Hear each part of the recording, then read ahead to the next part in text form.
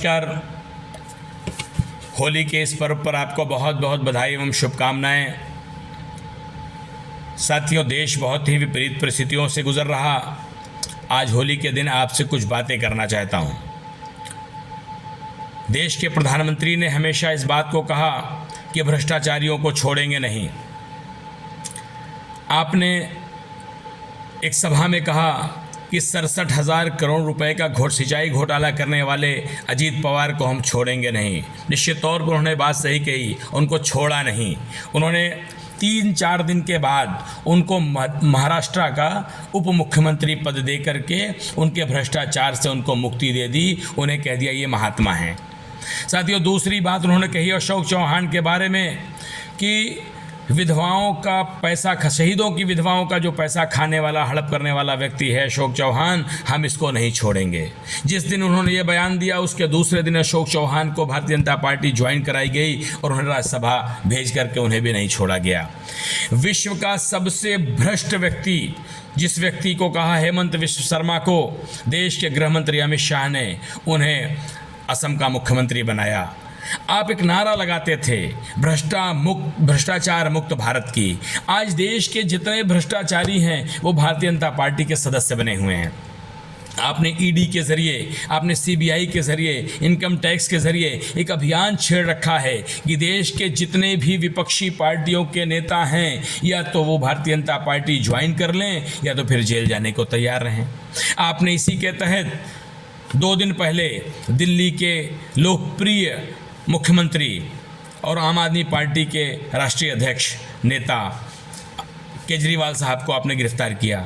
बिना चार्जशीट के आपने एक व्यक्ति के बयान पर आधार किया, जिस व्यक्ति ने आपको 30 करोड़ रुपए का चंदा दिया।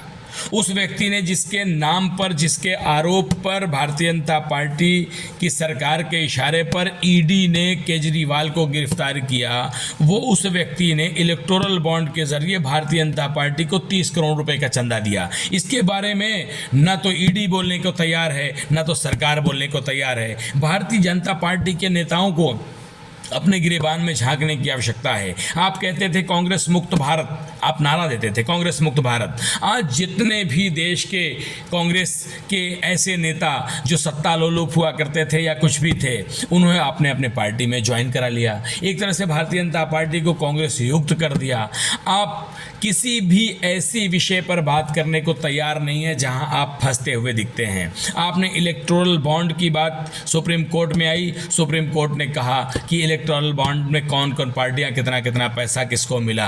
भारतीय जनता पार्टी ने हलफनामा दाखिल करके कहा कि जानने का अधिकार जनता को नहीं है। अब बताइए कि इस तरीके की बात अगर की जा रही है तो भ्रष्टाचार की जंग कहाँ आप लड़ रहे हैं? आप भ्रष्टाचार को बढ़ावा दे रहे हैं, आप भ्रष्टाचारियों को अपनी पार्टी में ले आ रहे, भ्रष्टाचारियों को मंत्री बना रहे, विधायक बना रहे, सांसद बना रहे, राज्यसभा बना रहे हैं, यहाँ तक कि मुख्यमंत्री बना रहे। आप भ्रष्टाचार के खिलाफ कौन सी जंग की बात करते हैं? आपने बड़ी बड़ी ऐसी कंपनियां जो बिल्कुल इस देश के लिए नकारात्मक थी, खराब थी, उनको आपने बुला करके यहाँ पर टेंडर दे दिया, कहीं सड़क बनाने का, कहीं पुल बनाने का, कहीं सुरंग बनाने का, और सबसे आपने चंदा लिया। और स्थिति क्या है कि वो सड़कें भी खराब, वो सुरंगें भी खराब। आप पूरे देश को एक तरह से इंडिया फॉर सेल, भारत बिक रहा है बहुराष्ट्रीय कंपनियों, और खरीद लो भारत को, इसको दिखा करके आप शाइनिंग इंडिया जैसी पुरानी जो बातें आपकी हुआ करती थी अटल जी के ज़माने में, उसी को करने का प्रयास कर रहे हैं। तानाशाही का ये दौर जहाँ मुख्यमंत्री गिरफ्तार किए जा रहे हों, चाहे दिल्ली के मुख्यमंत्री हों, चाहे झारखंड के हेमंत सोरेन जी हों, जिनके ऊपर भी आपने फर्जी आरोप लगाकर आपने गिरफ्तार कराया। आप किस तरीके की राजनीति देश में लाना चाहते हो? 2024 का चुनाव है।